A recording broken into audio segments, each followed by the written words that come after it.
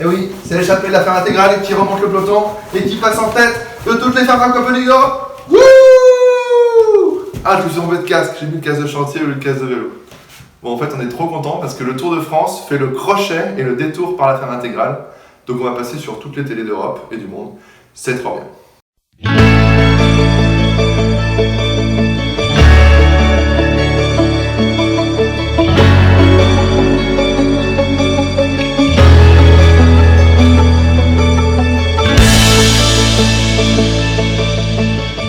Alors faut pas croire ce que vous voyez, hein. C'est pas parce que je suis là au téléphone en train de me promener que je ne fais rien.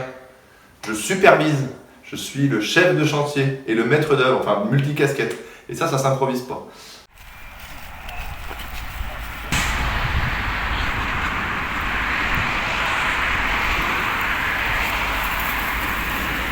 Attends, Sylvain, c'est quoi ta question? Donc, je gère les livraisons qui s'improvisent quand on ne les attend pas. Je gère toutes sortes de petits détails pour que le chantier se déroule à merveille. Et la preuve, c'est qu'on est pile dans les temps.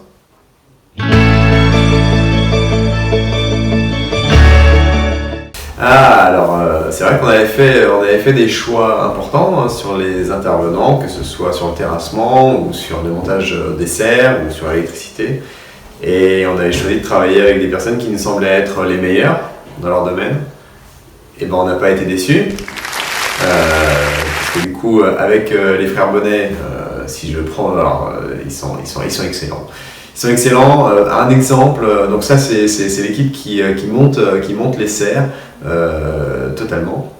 Un exemple des frères Bonnet, sur un jour où ils ont coulé les poteaux, il trouvait que le ciment était un peu trop mouillé, et donc il a dit bon bah je vais pas manger, et je vais rester sur place pour m'assurer que la prise prend bien. Voilà, il est resté jusqu'à 14h à surveiller, à ajouter, à faire en sorte que ça se passe bien. Donc on a vraiment des gars qui bossent de façon vraiment super pro, et on a vachement confiance en eux, et en plus ils sont super sympas. Alors sur le terrassement, on travaille avec Cheval TP qui connaît parfaitement le secteur et qui a forcément à la fois les bonnes machines et puis les gens qui savent s'en servir. Ça s'est vu tout de suite parce que bon, le terrain il a été fait en 2 temps 3 mouvements, parfait, nickel. J'ai même été surpris, le terrassement il allait un peu plus loin que ce que j'avais pensé, et du coup on est presque déjà prêt pour l'extension, qui sont quand même super. Je connaissais les plans, je savais qu'elles seraient hautes, mais c'est vrai qu'une fois qu'elles sont montées, on voit les 7 mètres, et on voit que c'est quand même une grande ampleur, et qu'on n'est pas sur une toute petite serre.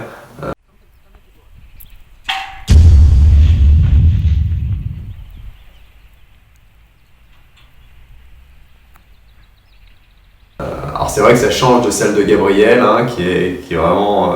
bon, elle est sympa, hein, mais c'est quand même pas le même gabarit. Et puis au niveau de la taille des poteaux et de la structure, on sent que c'est du costaud. On est sur des gros piliers en métal qui sont bien solides. On a même eu un peu peur quand il y a eu les orages avec les frères Bonnet justement qui bossaient sur la serre métallique avec les orages qui pétaient pas très loin. Mais bon, c'est pas tombé sur eux, heureusement. Mais c'est vrai qu'on est sur une grande structure et qui commence à se couvrir sur les côtés d'abord, sur le dessus ensuite. Je sens qu'on va bientôt être prêt pour faire une réception à l'intérieur.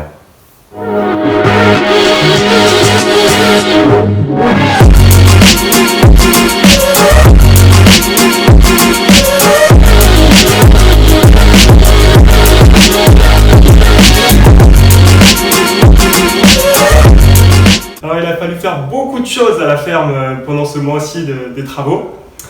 J'ai donné de la tête un peu à gauche, à droite, j'ai pris de la hauteur en montant dans la nacelle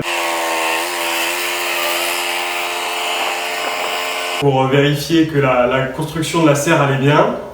On a une belle vue d'ailleurs. J'ai dû faire du béton pour couler ce béton dans des trous. Eh ben Maël, t'as mis la tenue pour aller faire du béton? Le mec, Ouais, en toutes circonstances maintenant. il est en entretien d'embauche. Il est venu en costard pour faire quoi? Du béton. Eh oui! Ça se passe bien plutôt, hein. Mais qu'est-ce que tu fais, Maël? Tu coules une dalle à la pelle?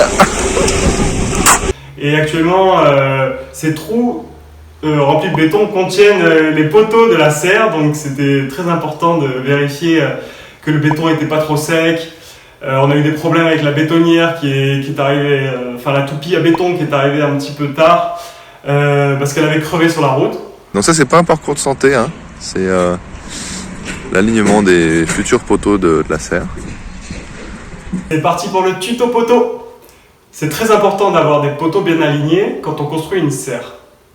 Donc la première étape pour construire une serre, c'est d'abord de creuser des trous. On utilise une mini-pelle ou une pelle. Une fois que ces trous sont creusés, on les remplit de béton. Le béton doit prendre, sécher, on y fixe ensuite du fer à béton pour consolider la structure et on y met un pré-poteau. Ce pré-poteau va servir à maintenir le poteau final, qui est un poteau qui monte jusqu'à 7,50 m de hauteur, puisque la serre est assez grande.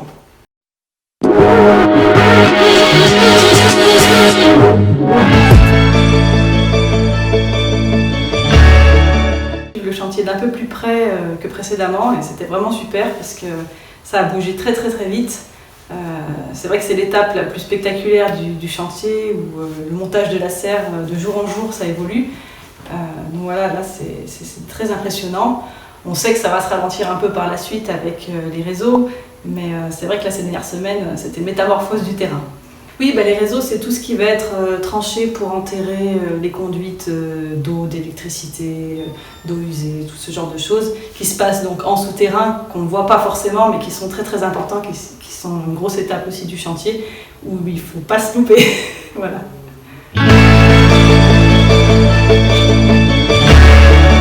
Waouh, ça prend forme. Encore. Toi, je t'avoue que le plus simple, c'est qu'on passe la.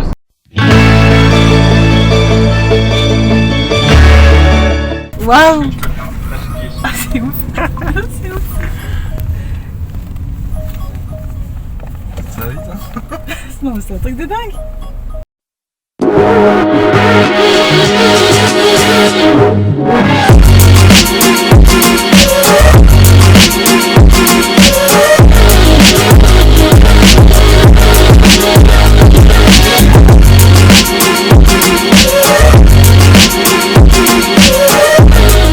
Alors nous, on n'est pas du tout issus du monde du travaux publics, donc on apprend plein de choses.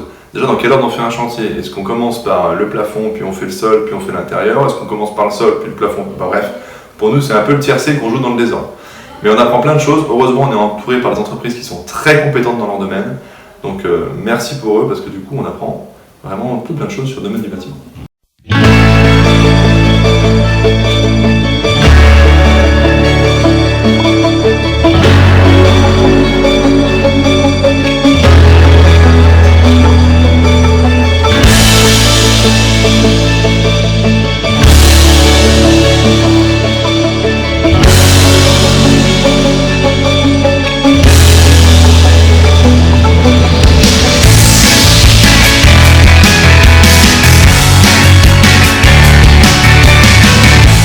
Alors, c'est vrai qu'il y a eu beaucoup de chantiers, mais il y a un événement qui m'a beaucoup marqué aussi, c'était cet événement du 18 juin, qu'on a appelé l'appel du 18 juin, forcément, chantier. Et c'est un événement où on a pu accueillir sur site et sur place, sur le chantier, des personnes industrielles, influenceurs, personnes importantes de la région, et pour leur faire voir où on en est, pour leur faire comprendre aussi le projet, et puis pour les impliquer sur ce projet, nous suivre, nous relayer. Et c'est vrai qu'il y a eu du monde qui est venu, et on tient à les remercier tous. Je ne vais pas les citer ici, vous pouvez les retrouver. Il y a Thomas Huriez qui est venu, il y a Gérard Central qui est venu, c'est des personnes qui nous suivent. Et c'est vrai que c'était un moment fort pour nous parce que ça matérialise aussi un moment du projet. Et d'ailleurs, je pense que c'est un moment qui peut être largement répété, mais avec un plus large public, qu'ils soient locaux, suiveurs, voilà, un peu tout le monde, parce qu'on est quand même avant tout un lieu ouvert, un lieu d'accueil, voilà. Et ça nous fera plaisir de recevoir peut-être un peu plus de monde.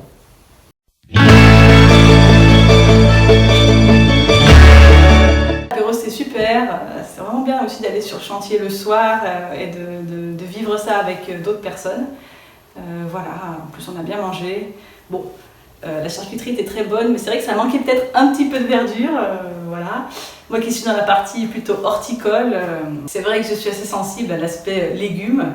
D'ailleurs à ce propos, même si je ne suis pas le chantier de manière aussi proche que le reste de l'équipe, c'est parce que notamment je travaille aussi sur des aspects un petit peu de R&D sur les légumes qui vont pousser à la ferme intégrale. Et d'ailleurs, je vous ai pris quelques images de ce sur quoi je suis en train de travailler en ce moment par rapport aux laitues. Voilà.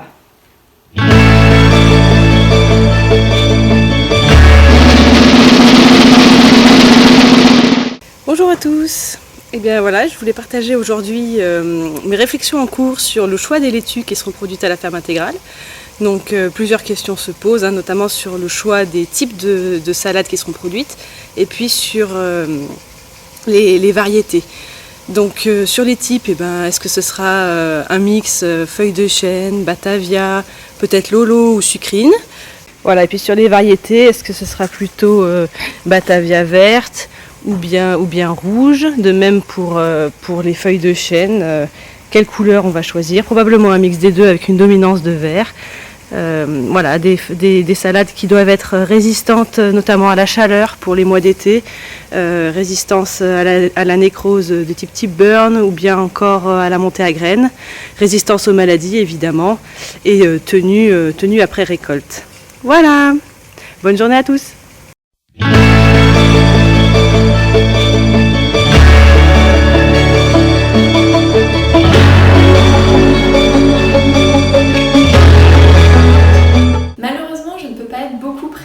Sur le chantier en ce moment parce que l'année universitaire n'est pas terminée et donc je dois encore un petit peu m'occuper de mes étudiants. Par contre, c'est pas parce que vous ne me voyez pas que je ne fais rien.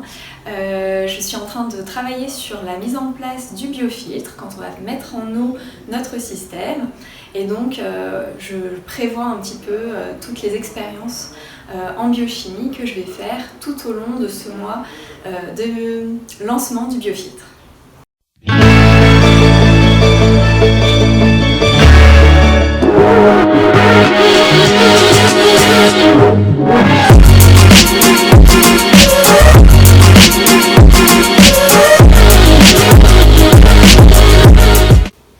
Il a fallu que je fasse beaucoup de choses sur le chantier, mais vraiment, il y en avait qui se la coulaient douce.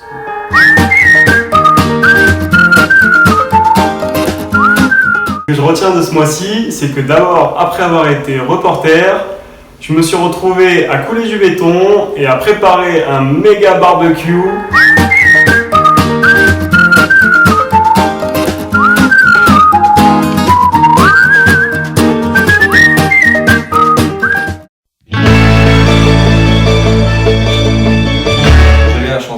Des fois c'est stressant. Heureusement, le vendredi, il y a l'apéro.